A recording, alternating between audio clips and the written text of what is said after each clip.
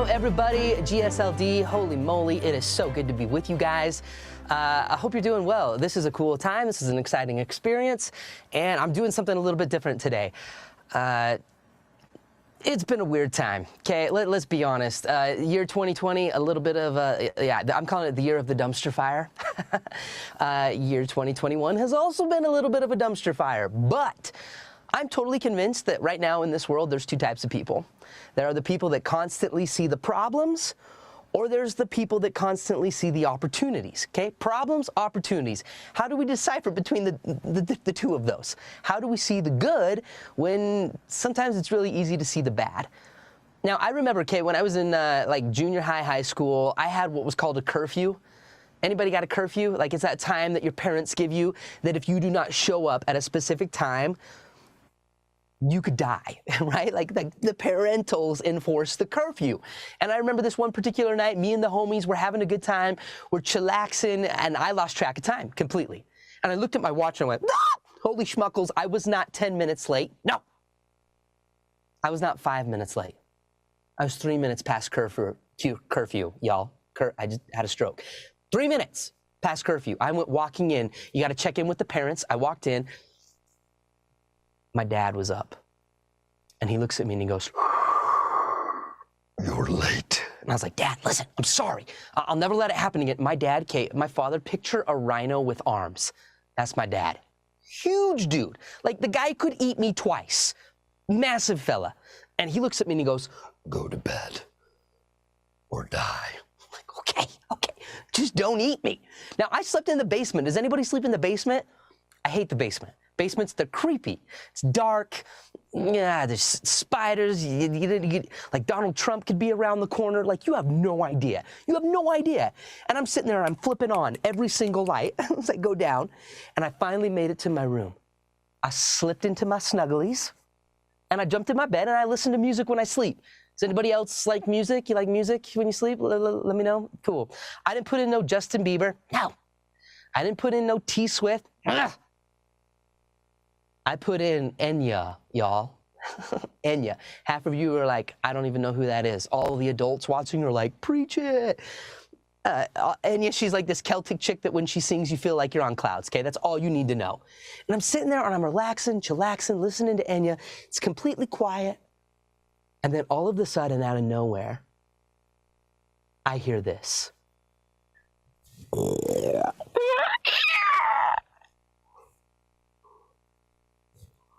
I start looking around and I go, oh my gosh, was that me? I was like, I should not have eaten the burrito tonight. But then I moved one more time and all of a sudden, I realized it's not me. It's not me. I reach over, I'm shaking. I shut the CD player off, because back in the days of CDs.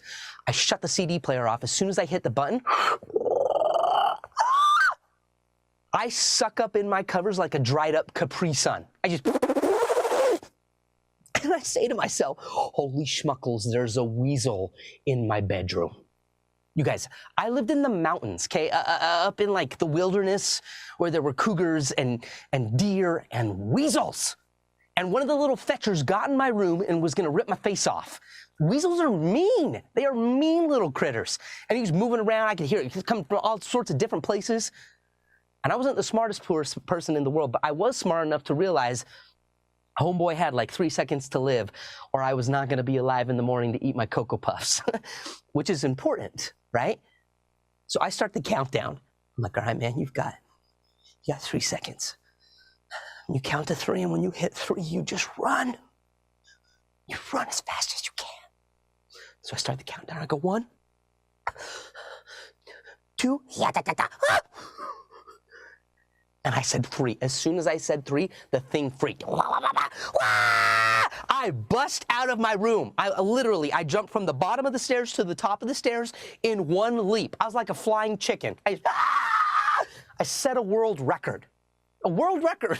I went busting through the kitchen. I ran into my parents' room and I was like, help me now. And my dad and my mom, they both woke up and they're like, what's wrong with you? I said, Mom, Dad, there's a weasel in my bedroom. My mom's like, what? I go, you guys, I'm serious. I'm not sleeping in this house until one of y'all comes down into my room, kills it, and disposes of it. It's like super late at night. And my mom, she like looks over at my dad and she's like, honey, go see what he needs. And so my dad gets up out of bed, walks through the kitchen. He's so ticked. He walks down the stairs into my bedroom. Do you think I went with him? No. No, I sat at the top of the stairs holding the railing, just shaking like I'm going to watch my dad get murdered by a wild animal. He flips on the light. And I said, do you see it? He starts looking around everywhere. He's like, there's nothing in here.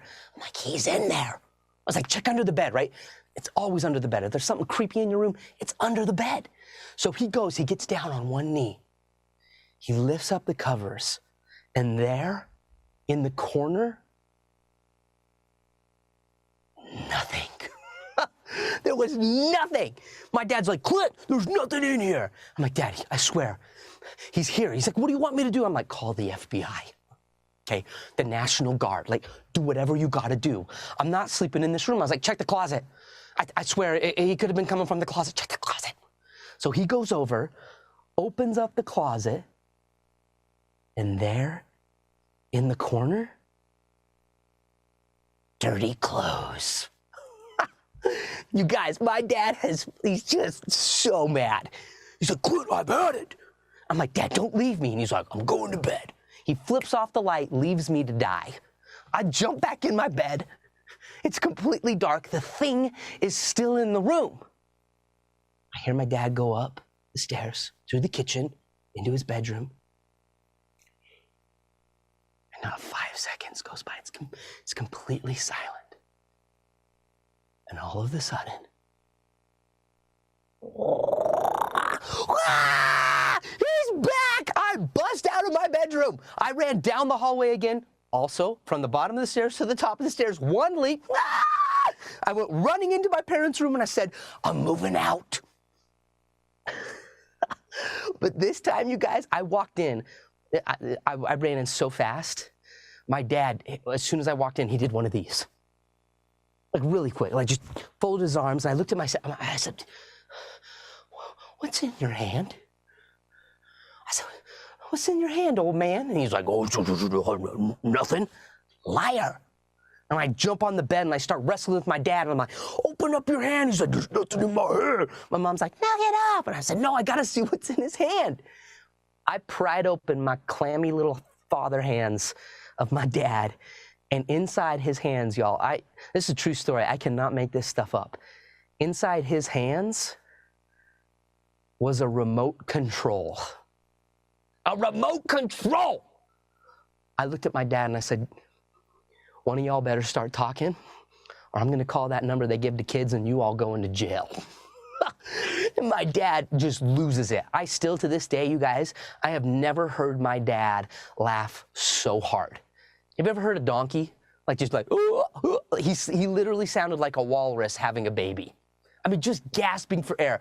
He's laughing so hard. My mother starts laughing. She's laughing so hard. She's like twerking in the bed. I'm like, stop it. You guys just stop it. And finally, he catches his breath. And my dad's like, he said, son, today I spent the best $20 of my life. I'm like, what are you talking about? He said, today I went down to the store and I bought a fart machine. I know. It sounds so stupid because it is stupid.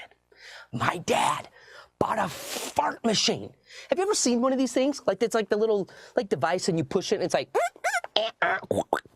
my dad bought one, stuffed it up in my closet, sat up in his room, pushed the remote, traumatized me for the rest of my life. A fart machine! Some of you are like, what's happening right now? I'm basically just showing you my childhood. I had a messed up childhood. Could you guys believe that? My dad, still to this day, I'll never forgive him, ever. I can't listen to Enya to this day because of that moment. A fart machine! Some of you are like, okay, where are you going with this? I'm going somewhere really important because I learned that perception determines reality. Like what you think about in your mind determines what you see. It determines how you choose or choose not to make certain decisions. Perception determines reality. I thought in my mind that there was a flaming fiery weasel from you-know-where that was going to rip my face off. But that was not the case. But to me, it was very real. Our thoughts matter. And if you look at, what you think about, okay, there was this place, it's called the Hawthorne Institute. They looked at young people across the world and they found in one day, like a junior high school student will have anywhere from 15,000 thoughts to 60,000 thoughts in one day. Some of you are like, Clint, I barely have 12. But on average, 15,000 to 60,000 thoughts. That's a lot of thinking. But what they also found is that 80% of those thoughts were negative. Thoughts like, I'm not pretty enough, I'm not smart enough, I'm not cool enough, I don't have the grades to get to college, or even things like, man, I only got 56 likes on my Insta pic. Or, man, I'm not getting as many views on TikTok like I used to. Or why does Sally like John and not me? And we laugh at some of those things. They kind of sound trite, some of it's a little bit humorous. But if you take 80% of negativity that you think about, and then you compound that day after day after day, man, it is so easy to lose sight of what is real, of what's really possible. Because we're living in this world that all we think that, we're battling the weasels, all right? We're battling these thoughts that in reality aren't totally true. Like, for example, check this out. This is wild. Okay, I've got this little picture up here, this little phrase. It says, opportunities are found within the problems. Opportunities are found within the problems. Everybody say this with me on the count of 3. Here we go. 1, 2, 3. Nice. Good job. Good job, except for it doesn't say that. It doesn't say that at all. Watch. Opportunities are found within the problems. What? Mind blown. There's 2 thes. 2 thes, y'all. And listen, okay, we know where you go when you lie. Okay, be honest. How many of you did not see the 2 thes? How many of you didn't see them? Probably most of you. But here's the cool thing, the amazing part about this is not that you didn't see the 2 thes. The cool part is now that I've shown you, you cannot not see the 2 thes. I changed your perspective. I literally changed the way that you think. I changed the way that you see something. And in doing so, you see it differently now. You cannot not see those 2 thes. The same thing happens in our lives. You look at the stats on your age group. 3.2 million kids are bullied every single day. 1.2 million kids drop out of high school in the first week. And suicide is still the 2nd leading cause of death for your age group and younger. Now, listen, I'm not trying to get all heavy, but they are some things that I think are worth thinking about. Like, it's important, especially in this world where it's really easy to see the problems. It's really easy to look at yourself and say, I'm not enough, or I'm not where I should be, or I'm not doing the things that I could be, or I missed out on so many things because of flipping COVID, and I don't know what my future holds. And it is so easy to focus on the negative. But I promise there's sometimes things in our lives that we can control. I call them the controllables, that ultimately can switch the whole story. They can change everything. They're just little things. My mom always told me growing up, when I had a bad day, she always said, Clint, no matter what, it'll always get better. It always gets better. And of course, that's like the last thing you want to hear when you're struggling, okay? When you're having a crappy day, you're battling depression, you're anxious, you're down, you don't feel, I don't know, you've been bullied, whatever it is. Like, that's the last thing you want to hear is, oh, eventually it's going to get better. But it really does. Eventually the sun does rise. Eventually bad things, as hard as they are, you will find your smile again. But we do that because we take action. I believe there's power in doing. It's in the doing that things get done. And so if you're in a hard spot, and if you're maybe battling the weasels in your mind, I want to just give a few things that maybe could help. What are some controllables? Because most people don't do the things that are needed to get them out of a crappy situation. They don't do the things to help them to have a better attitude, to live a healthier life, to create or foster a more positive relationship with people and parents and friends. There's just little things that we can do, and I believe that by small and simple things, great things come to pass. We create great opportunities by small things. Little by little makes a little a lot. So I want to just here's a few things that I don't know. It might help. Here's just a few things to consider. I was thinking about this today. What are some of the controllables? Something that's worth asking, because if you're battling the weasels, maybe there's a few small things that you can do that could change that perspective, that would allow you to write a better story. So here they are. Are you sleeping enough? My goodness, are you going to bed at 4 in the morning and then getting up at 7? Like, that's not good for you.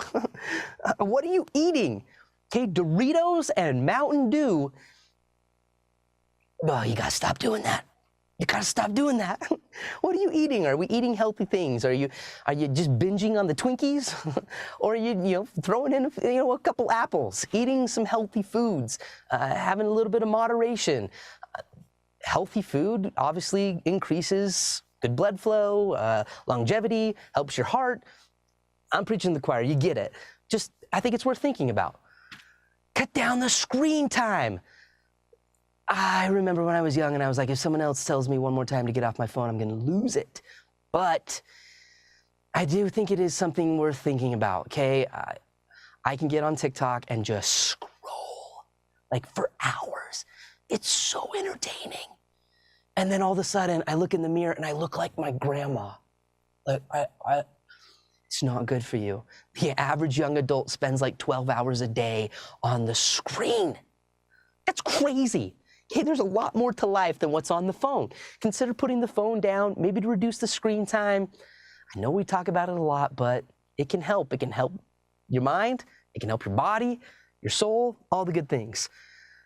When's the last time you exercised? I think it's worth thinking about, Get on the old bike, take a walk. That leads to, this is really cool, get some sunshine.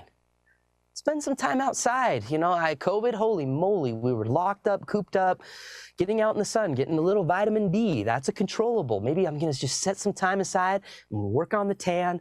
I'm going to take a walk. I'm going to do something outside. It's amazing what just the sunshine can do for you. And this last one, make some time for a social life. Something I've always tried to remember is never forget a friend and never let a friend forget you. Pick up the phone, and instead of looking at the screen, dial a number and call somebody. Just, what's up, Derek? Hey, Jessica, how you doing? I literally just calling to say what's up. Like, your friend might pass out. Like, we talk about a phone, and we're like, oh, that's so 2019. A phone? Like, so much of what we're doing is through Zoom, right? We're all Zoom fatigued. You're doing school on Zoom. We have family chats on Zoom. There was this one family that was like, hey, we're going to have family dinner. Everybody jump on the Zoom call. It's like, what?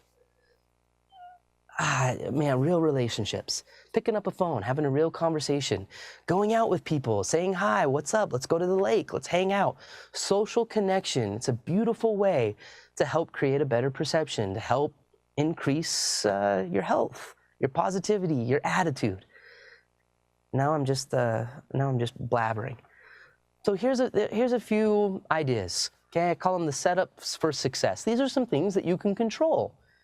And honestly, maybe you are doing all of these things and you're still struggling. Be willing to ask for help. Be willing to ask for help. That's the last thing I'm going to say here. Be willing to ask for help. Sometimes we have this pride mentality of like, I don't want to feel weak or I don't want to feel stupid. Most people will help you if you're willing to ask. And I need you to all know that every one of us, we're all battling something. Nobody's perfect. Nobody has this beautiful life, and I know sometimes on social media it's easy to see that or think that about others. But I believe that if we treat everyone as if they're going through the hardest time in their lives, most of the time you're probably right. So stay sensitive. Reach out to people, because you might be battling some weasels and they might be as well. And when we stick together and we help each other to write a better story, and we realize that we still hold the pen, you still hold the pen to write that beautiful story. Control what you can control. Start little, start small, and over time, those little efforts will turn into a lot. And if you do, I promise you, GSLD, that the best is yet to come.